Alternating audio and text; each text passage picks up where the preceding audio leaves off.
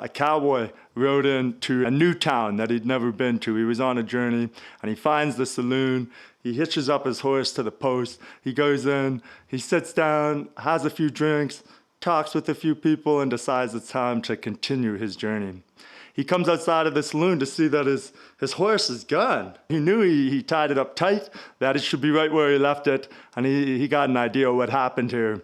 So he thought about it, he turns around, walks back into the saloon, and he shouts, "Whoever took that horse, it better put it right back where it was, exactly how I had it, or I'm gonna do exactly what I did in Texas a few years ago."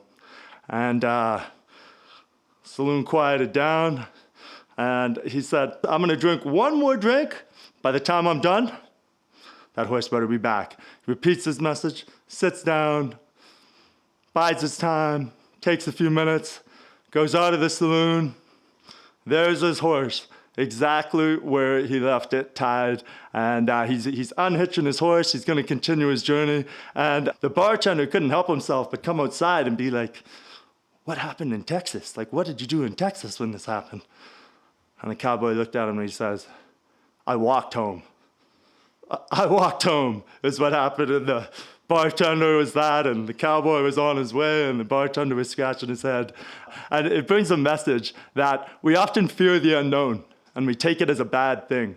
We instantly think of negative things, right? Like with the cowboy, he must have shot up the place or had this horrible temper or something. In reality, he walked home. It was nothing to be afraid of, and we do this to ourselves oftentimes, and it keeps us from taking actions that we should be taking and moving forward in the direction that we should, because we don't know.